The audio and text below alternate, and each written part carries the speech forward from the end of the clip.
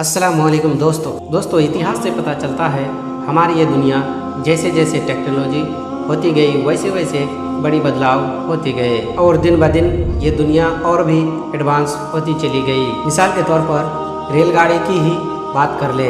जब रेलगाड़ी का आविष्कार हुआ था तो इसने पूरी दुनिया का नक्शा ही बदल कर रख दिया था। यही वजह थी उस वक्त दुनिया में जो बड़ी बड़ी सल्तनत या ताकतवर रियासत थी वो चाहते थे इस सिस्टम को अपने इलाके में जल्द से जल्द लगाया जाए ताकि अपने इलाके को और भी मजबूत बनाया जा सके। मिसाल के तौर पर हमारे देश में भी ट्रेन को लाने का क्रेडिट अंग्रेज को ही दिया जाता है। वैसे तो अंग्रेज़ों ने हमारे देश में जो ट्रेन लाया था उसमें इनका अपना निजी फ़ायदा था और इन निजी फ़ायदों में एक फ़ायदा ये भी था कि उनकी कंपनी ईस्ट इंडिया कंपनी जिसकी कनेक्टिविटी को और भी इजी बनाया जा सके, उसके जो प्रोडक्ट या लेबर या अन्य कोई सामान को देश में एक जगह से दूसरे जगह में आसानी से ले जाया जा सके।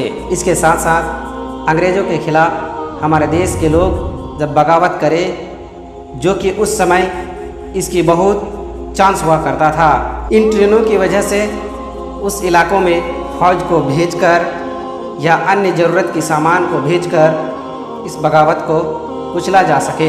अंग्रेज़ों की तरह भी उस दौर में सल्तनत उस्मानिया में भी इस प्रोजेक्ट को देखने को मिला था। सल्तनत उस्मानिया के आखिरी सुल्तान अब्दुल हमीद ने अपने दौरे हुकूमत में इस प्रोजेक्ट को चालू किया था। इसका नाम था हिजाज रेलवे लाइन। हिजाज रेलवे लाइन तुर्की से सऊदी अरब के मक्का शरीफ तक बिछाया जाना था, जिससे हाजियों को हज करने के लिए बहुत आसानी हो जाए। इसके साथ साथ उन सभी इलाकों को आपस में कनेक्ट रखा जाए जिसमें उस्मानिया सल्तनत हुकूमत कर रहे थे। लेकिन यह प्रोजेक्ट कंप्लीट नहीं हो पाया और वर्ल्ड वार फर्स्ट में ही तबाह व बर्बाद हो गया। इसके साथ साथ सुल्तान अब्दुल हमीद का ख्वाब भी अधूरा रह गया। लेकिन अब प्रोजेक्ट को लेकर फिर से अरब वर्ल्ड में चर्चाएं हो रही है। मुस्लिम दुनिया का एक ऐसा रेलवे प्रोजेक्ट जो अगर कामयाब हो जाता है तो कामयाब होने के बाद न सिर्फ मिडिल ईस्ट बल्कि पूरे अरब देश की किस्मत बदल जाएगी। अब सवाल यह उठता है, इतने बड़े रेलवे प्रोजेक्ट को कौन बना रहा है, इसमें कितना खर्चा होगा और अगर यह प्रोजेक्ट कामयाब हो जाता है तो इसका असर पूरी दुनिया में क्या पड़ेगा। तो चलिए जानते हैं आज की इस वीडियो में।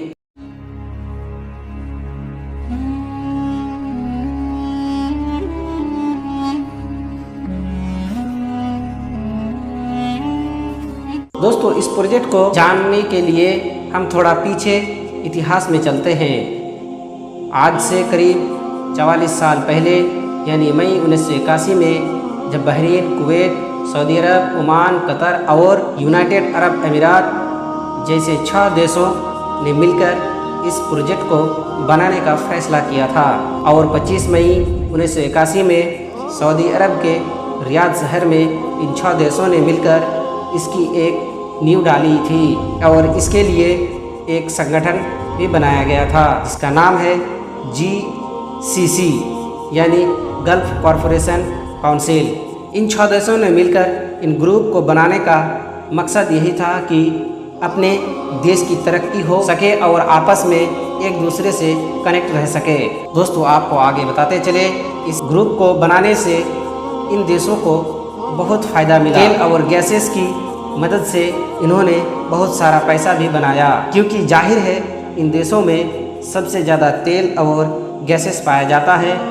तब से ही लगातार इस ग्रुप को तेल और गैस का बेताज बादशाह माना जाता है। लेकिन दोस्तों जैसे कि आप जानते हैं समय बदलता रहता है, ठीक उसी तरह जब सन 2008 में पूरी दुनिया में आर्थिक मंदी आई थी तो उस वक्त इस ग्रुप को भी बहुत झटका लगा था, क्योंकि इन देशों के पास जो सबसे बड़ा पैसा कमाने का हथियार था वो क्रूड ऑयल ही है।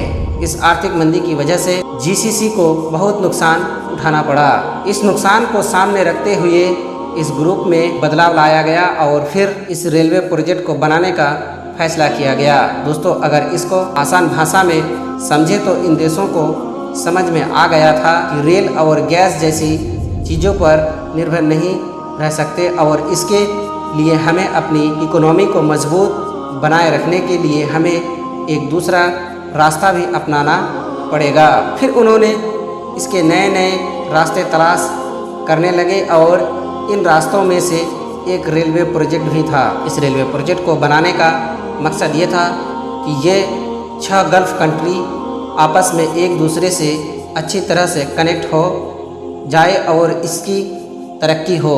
इसके अलावा इकोनॉमी को मजबूत बनाए रखने के लिए देशों में ज़्यादा से ज़्यादा बंदरगाहें बनाई जानी थी ताकि बंदरगाहों से बड़े बड़े शहरों को एक दूसरे से आपस में आसानी से जोड़ा जा सके और रेल प्रोजेक्ट के जरिए बंदरगाहों पर आसानी से उन सामानों या प्रोडक्ट को लाया जा सके जो सामान या प्रोडक्ट को दूसरे देशों में भेजा जाएगा।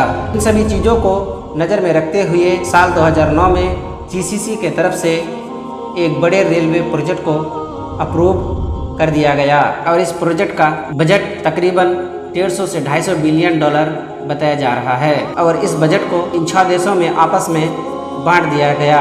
दोस्तों, इस रेलवे प्रोजेक्ट की लंबाई तकरीबन 2177 किलोमीटर बताई जा रही है और इनमें से सबसे ज़्यादा हिस्सा सऊदी अरब से होकर गुजरेगी जिसकी लंबाई 695 किलोमीटर होगी, जबकि 145 किलोमीटर कुवैत से, 283 किलोमीटर कतर से, 684 किलोमीटर यूएई से और 306 किलोमीटर के करीब ओमान से गुजरेगी, जबकि सबसे कम 64 किलोमीटर बहरीन से गुजरेगी।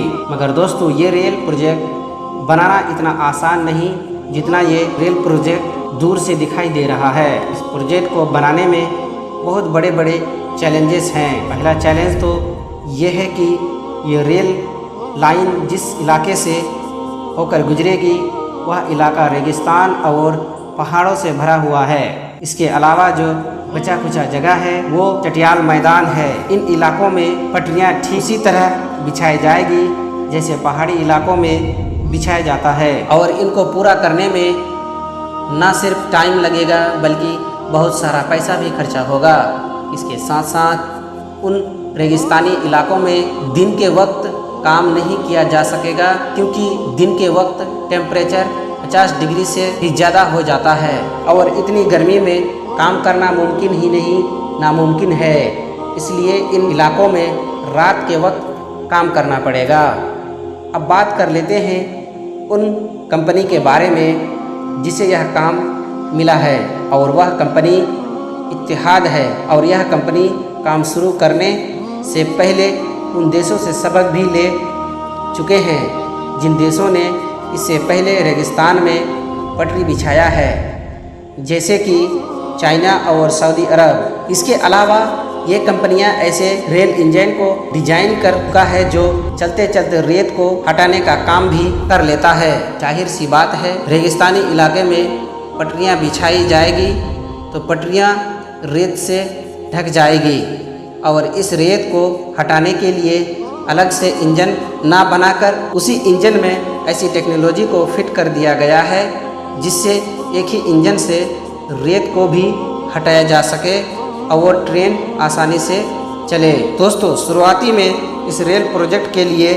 लगभग 20 ओवरब्रिज जबकि 2 अंडरब्रिज बनाए गए हैं। साथ ही साथ 10 रोड अंडरपासेस जबकि 18 स्मॉल अंडर पासेस बनाए गए हैं। इंटरेस्टिंग बात यह है कि इस कंपनी ने इस प्रोजेक्ट को बनाने के लिए 2 बड़े बड़े फैक्ट्रियां भी लगाई है और इन फैक्ट्री में उन सभी ज़रूरत की सामान को तैयार किया जाएगा जो इस रेलवे पटरी को बिछाने में काम आएगा। दोस्तों, यह प्रोजेक्ट कब तक पूरा होगा इसकी कोई खबर नहीं है। आज के वीडियो में बस इतना ही। मिलते हैं नेक्स्ट वीडियो में। शुक्रिया।